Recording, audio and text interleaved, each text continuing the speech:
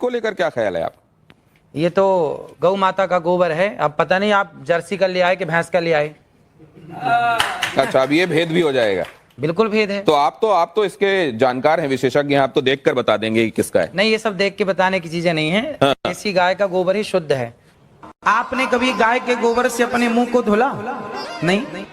Chemical युक्त face wash आप use करते हैं, लेकिन शुद्ध गाय का गोबर, इस गोबर से नहाने से चमड़ी का कोई भी रोग हो, मैं गारंटी लेता हूं, चमड़ी संबंधी कोई भी रोग हो, आप गऊ के शुद्ध देसी गाय के दो गोबर से स्नान करेंगे तो आपका चमड़ी का रोग समाप्त हो जाएगा। इतनी ताकत गोबर में है। हेलो दोस्तों, स्वागत है आप सबका फिर से मेरे एक नए वीडियो में। दोस्तों, बाबा जी को तो आप सब बहुत अच्छे से जानते हैं। जी दोस्तों, अनिरुद्धाचार्य जी महाराज, ये बाबा जी आजकल लोगों को ये बताने या ये कह लीजिए ये सिखाने का काम कर रहे हैं कि गोबर खाइए तो बच्चा हो जाएगा, गौमूत्र पीजिए तो कैंसर की बीमारी ठीक हो जाएगी। लेकिन जब न्यूज एंकर ने इन्हें गोबर ला के दिया कि अब इसे खाइए, तब बाबा जी ने क्या कहा, आइए मेरे साथ देखते हैं आज की इस वीडियो में। देखिए, मैंने कहा, और सिर्फ इतनी बात नहीं है, बांझपन का भी इलाज है ये। तो ये गाय के संदर्भ में आपने कहा, ये बात स्पष्ट है। अब जरा प्रियंका गुप्ता जी ये बताएंगे आपकी कितने बार आपने गोबर से फेशियल किया है, गाय के गोबर से लोगों का? हाँ सर, मैंने तो आज तक, जो मेरी इंडस्ट्री है इसमें मुझे कहीं पे भी पढ़ाया और सिखाया नहीं गया कि गोबर से आप फेशियल कर सकते हो या गोबर से अपनी स्किन को चमका सकते हो। और जैसे कि बाबा जी बता रहे हैं, और अगर ऐसा है तो इसके ऊपर रिसर्च जरूर करना चाहिए। ये अश्विनी जी, आपका कोई इसमें आप एनलाइटन करेंगे क्या? इस तरीके की कोई बात आपके संज्ञान में कभी आई? हाँ, नहीं, as a this thing psychologist मैं बोलूंगा, अगर इन्होंने कहा है तो इनके पास कोई प्रूफ होगा। हाँ, और वो प्रूफ आप सामने लाइए, क्योंकि क्या होता है कि बहुत से लोग जो भी बात करते हैं प्रूफ नहीं। तो अगर आपके पास प्रूफ है, लाइए, लोगों को प्रूफ करके दिखाइए। हमारे शास्त्रों में इसका खूब प्रूफ है। नहीं जी, एक मिनट, मैं शास्त्रों की बात यहां नहीं कर रहा, मैं आज के संदर्भ में बात कर रहा हूं। क्या आपने ऐसा कोशिश करी और आपको रिजल्ट मिला? और मिला तो उसको शख्स हम लोगों का एक त्योहार आता है जी, श्रावणी, सुना है आपने? बिल्कुल सुना है। श्रावणी कब आती है? आप बताइए ना, मैं आप सुन रहा हूं आपकी बात। हाँ, सारी श्रावणी में हमारे यहाँ सारा समाज, ब्राह्मण समाज को ये निर्देश है, शास्त्रों में लिखा, श्रावणी जब होती है तो हमारे यहाँ गोबर से स्नान करने की परंपरा है। अभी श्रावणी में जो आई, उस श्रावणी में हमने खुद, हमारे साथ हजारों ब्राह्मण सबने एक साथ। अनिरुद्धाचार्य जी, एक सेकंड, एक सेकंड। आप जो कह रहे हैं ना, गोबर का स्नान, कई बार वो किमाच नहीं होती थी जो लोगों के शरीर में लग जाती थी, उसमें नहीं, मैं क्या कह रहा हूँ, कई बार विधान है, हो सकता है श्रावणी में भी नहाते, लेकिन इसका सौंदर्य प्रसाधन के तौर पर इस्तेमाल हो सकता है। कोई एम्पेरिकल इसके लिए एविडेंसेस हैं क्या? हाँ, पढ़िए आप शास्त्रों को। नहीं, अगर अब ये कह रहे हैं शास्त्रों को नहीं, मैं शास्त्रों को आप मानेंगे नहीं। शास्त्र की बात ही कर रहे हैं आज के। अरे शास्त्र नए होते नहीं, सब पुराने हैं। देखिए, ऐसा मैं शास्त्र की बात इसलिए नहीं कर रहा, नए थोड़ी होते, कोई हमने थोड़ी लिख दिया शास्त्र। ड्यू रिस्पेक्ट, शास्त्र में तो बहुत कुछ लिखा है, परंतु आज के संदर्भ में, आज एक मॉडर्न जमाने में, अरे क्या ये चीज होती है? चलिए, इससे आगे निकलते हैं। इसका तो ये तो ठीक है कि आप चेहरे पे कुछ और लगा लेंगे, लेकिन जिनको बच्चे ही नहीं हो रहे हैं वो क्यों आईवीएफ क्लिनिक की तरफ जा रहे हैं? जरा ये देखिए क्या कहा अनिरुद्धाचार्य जी ने, जरा देखिए वो, और उसके बाद इस चर्चा पर लौटते हैं।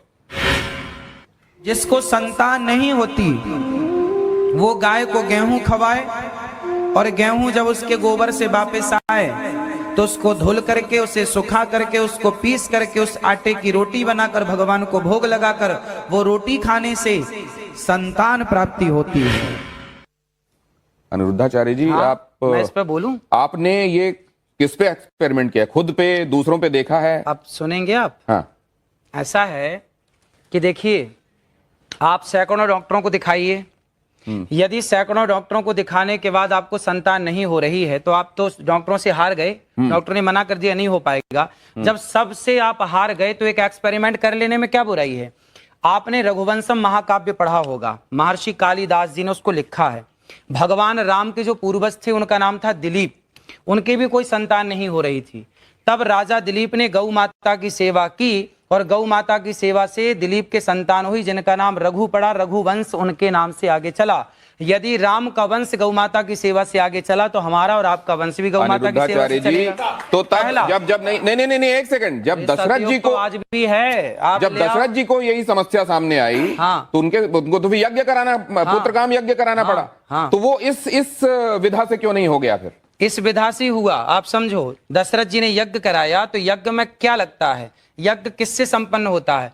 भैंस के घी से आहुतियां नहीं होती है ना, बकरी के घी से आहुतियां नहीं होती। जब तक वेद लक्षणा गाय का उसमें घी प्रयोग ना होगा तब तक आपका कोई यज्ञ संपन्न ही नहीं होगा। बिना गाय के ना कोई यज्ञ संपन्न हो सकता है, ना कोई पूजा संपन्न हो सकती है।